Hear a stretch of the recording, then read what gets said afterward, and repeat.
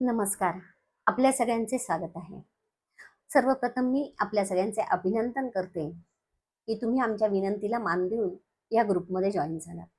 मंडळी, ध्यानधारणा आणि नामस्मरण हे अत्यंत गरजेचे आहे आपलं आत्मज्ञान होण्यासाठी.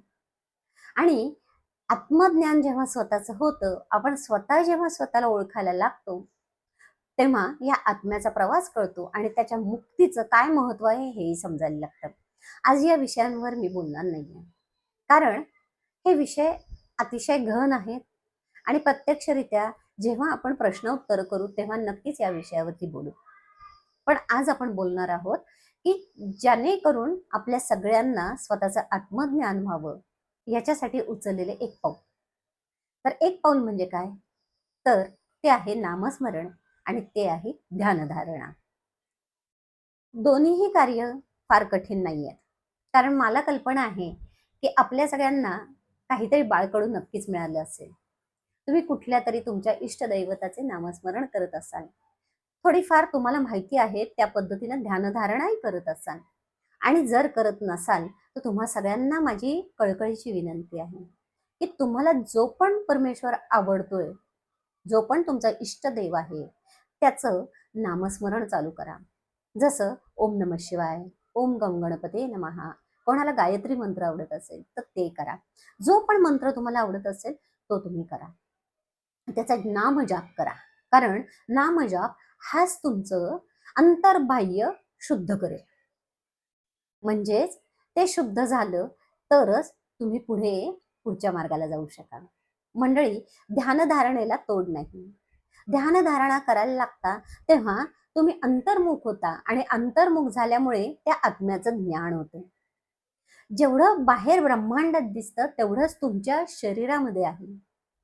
आणि हे शरीरामध्ये तुम्ही जायला शिकलं पाहिजे, त्या आत्म्यामध्ये तुम्ही जायला शिकलं पाहिजे. कारण अखंड ब्रह्मांड तुमच्या आत आहे. ह्या खोल विषयात आता आपण शिरायला नको, कारण हा फार मोठा विषय आहे. तर आपण आज एक ध्यानधारणा शिकूयात. कारण तुमच्यातल्या अनेक जणांचे असे प्रश्न आहेत की आम्हाला ध्यानधारणा येत नाहीये. ज्यांना आधीपासून ध्यानधारणा येते त्यांनी त्यांच्या पद्धतीनं केली तरी चालेल. जे आधीपासून नामस्मरण करतात त्यांनी त्यांचे नामस्मरण चालू ठेवावे. कारण असं असतं की जशी आपल्या हाताची 5 बोटं सारखी नाहीयेत, तसं इथे मी शिकवलेली ध्यानधारणा हे प्रत्येकालाच आवडेल असं नाही. मंडळी, ही ध्यानधारणा त्यांच्यासाठी आहे की ज्यांना काहीच माहिती नाहीये. सर्वप्रथम आता ते सुरुवात करतायत. तर त्यांना शिकवण्यासाठी ही ध्यानधारणा आपण शिकवतोय. ठीक आहे? आणि तुम्हाला जर आवडली तर तुम्ही देखील ही ध्यानधारणा नक्की करा. त्याच्याही पलीकडे अजून एक गोष्ट मला सगळ्यांना सांगायची आहे की तुमच्यातल्या कोणाला जर ध्यानधारणा करता येत असेल तर तुम्ही तुमची पद्धतही इथे शेअर करा. त्याचं कारण असं आहे, जसं मी मगाशी सांगितलं की कुठलीही पद्धत कोणाला आवडेल, रुचेल आणि करता येईल हे आपल्याला आत्ता नाही सांगता येणार. त्यामुळे तुम्ही तुमची पद्धतही नक्कीच इथे शेअर करा.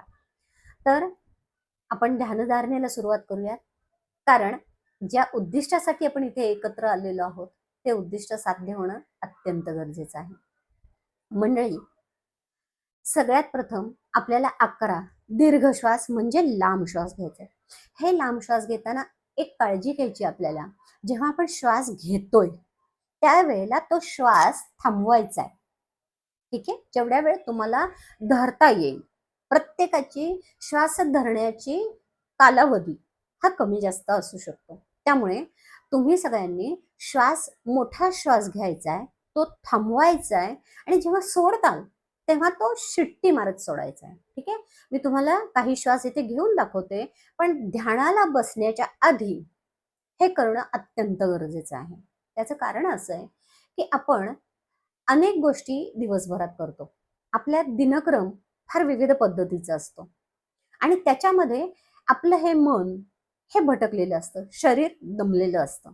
आणि जर तुमचं शरीर दमलेलं असेल, मन भटकलेलं असेल तर अशा वेळेला ध्यानधारणा होत नाही. कारण अनेक लोकांचे मला प्रश्न आलेले आहे की ध्यानधारणा होत नाहीये. त्याचं तर कारणच हे आहे की मन जागेवर नाहीये. तर त्या मनाला एका जागेवर आणायचं असेल तर सगळ्यात पहिली गोष्ट त्याला आपल्याला थोडीशी त्याची एक्सरसाइज म्हणजेच मनाची एक्सरसाइज, तेव्हा ते जागेवर येईल, शांत होईल. ठीक आहे? तर हा तो व्यायाम आहे ज्याच्यामुळे तुमचं मन जागेवर येईल, शांत होईल आणि त्याच्यानंतरनं जी ध्यानधारणा कराल ती योग्य पद्धतीने तुमची ध्यान लागलं जाईल. तर जसं मी सांगितलं की मोठा श्वास घ्यायचा आहे, थांबवायचा आहे तुमच्या कपॅसिटीनुसार आणि मग शिट्टी मारत सोडायचं आहे. असे कमीत कमी प्रत्येकानं 11 श्वास करावेत. 21 श्वास, 51 श्वास अशा पद्धतीत तुम्ही ते श्वास वाढवू शकता.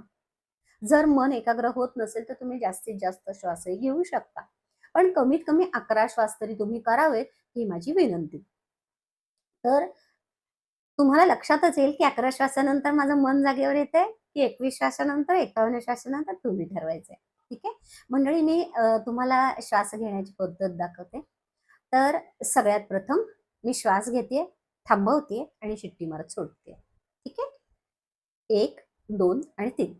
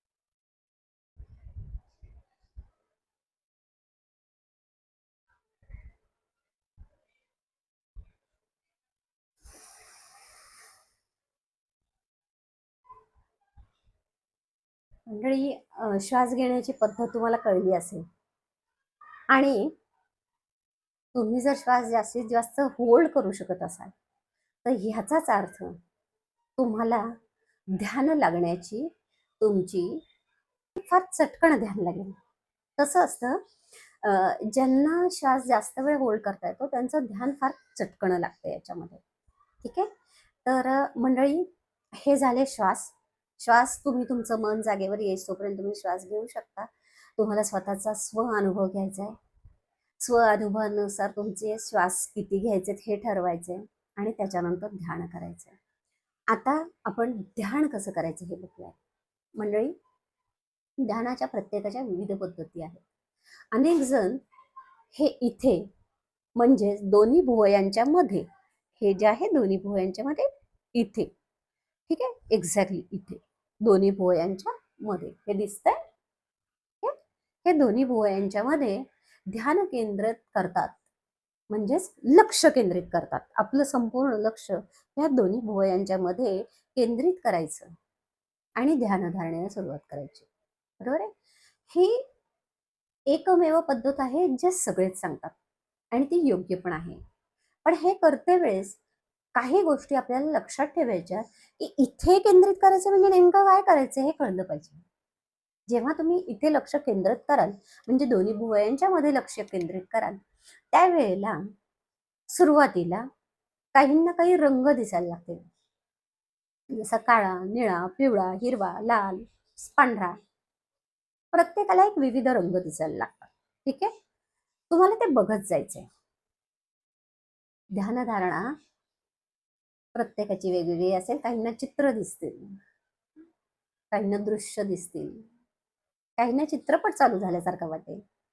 जे दिसतंय ते शांतपणे निशब्दपणे बघत राहायचं. मंडळी, हे जेव्हा तुम्ही चालू कराल त्यावेळेला एखादा पिक्चर जसा बघता, चित्रपट बघताना जसं गुंगून जाता, तसं तुम्हाला इथे गुंगून जायचंय. हे केंद्र जेव्हा जागं होणार आहे तेव्हाच तुम्ही तुमच्या शरीरामध्ये प्रवेश करू शकणार आहात. कारण एक्झॅक्टली याच्याच मागे म्हणजेच इथे हा जो आपला छोटा मेंदू आहे, ह्या छोट्या मेंदूमध्ये आपल्या संपूर्ण शरीराचं कार्य आहे. आपल्या शरीरामध्ये सगळ्या अवयवांचं ऑपरेशन करता येतं, परंतु या मेंदूचं ऑपरेशन करता येत नाही. ह्या मेंदूमध्ये थोडा जरी बिघाड झाला तरी माणसाला पॅरालिसिस होतो, माणसाला बोलता येत नाही, डोळ्यांना दिसत नाही, रक्तवाहिन्यांमध्ये प्रॉब्लेम्स येतात, अनेक प्रकारच्या सगळ्या जे प्रॉब्लेम्स येतात ते आपल्याला एक्झॅक्टली ह्याच्या प्रॉब्लेममुळे होतात आणि इथलं ऑपरेशन आपलं होऊ शकत नाही. इथे जेव्हा आपण करेक्शन करायला लागतो तेव्हा शरीरामध्ये सगळ्या सुधारवायला लागतं. आपल्या शरीरामध्ये अनेक पेशी आहेत आणि ह्या सगळ्या पेशी ज्या आहेत ह्या आपलं शरीर व्यवस्थित ठेवण्यासाठी कार्य करतात. आपल्या शरीरातले जे अंग आहेत विविध, जसं हार्ट आहे, लंग्स आहे, किडनीज आहेत, हे सगळे योग्य पद्धतीनं काम करण्यासाठी त्यांना आज्ञा मिळते ती इथून मिळते. हे हेडक्वार्टर आहे आपल्या शरीराचं आणि हे हेडक्वार्टर मध्ये जी आज्ञा बाहेर पडते तेच तुमच्या शरीरामध्ये दिसतं. आणि म्हणूनच मंडळी, सदैव आपल्याला आपल्या सगळ्या पूर्वजांनी सांगितलंय की खरं बोला, चांगलं बोला, इतरांचं कल्याण करा, भूमातेला वंदन करा, प्रत्येक गोष्ट जी मिळाली त्याचा धन्यवाद म्हणा, अतिथीचे स्वागत करा. ह्या ज्या सगळ्या आपल्या पूर्वजांनी सांगितलेल्या गोष्टी आहेत ना, त्याच्या मागे खूप सारी कारणं आहेत. मंडळी, ह्या सगळ्यामुळे आपल्या शरीरामध्ये एक आनंदाचा वायू क्रिएट होतो आणि ह्याच्यामुळे आपल्या सगळ्या पेशी आनंदित होतात. जेवढ्या आपल्या पेशी आनंदित असतात तेवढं आपलं शरीर निरोगी राहतं. खूप मोठी व्याख्या आहे, ह्याच्यावरती आपण नक्कीच कधीतरी चर्चा करूयात किंवा ह्याच्यावरती एखादा सेपरेट असा व्हिडिओ मी क्रिएट करीन ज्याच्यामधून तुम्हाला हे समजून येईल की आपलं शरीर कसं काम करतं.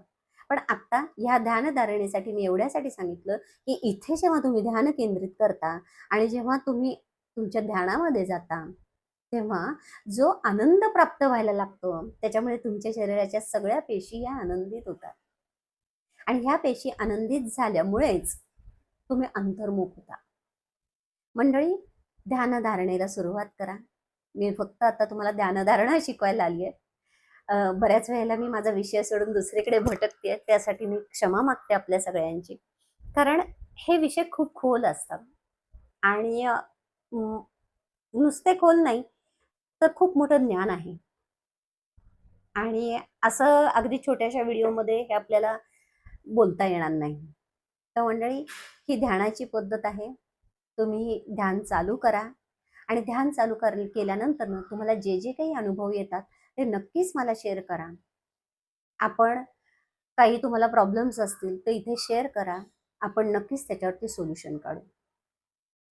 मंडळी, पुन्हा एकदा मी सगळ्यांचे स्वागत करते आणि सगळ्यांना धन्यवाद करते की तुम्ही हा माझा छोटासा व्हिडिओ जो ध्यानासाठी मला बनवायला सांगितला आहे तो माझ्याकडनं झालेला आहे, कसा झालाय तेही सांगा मला.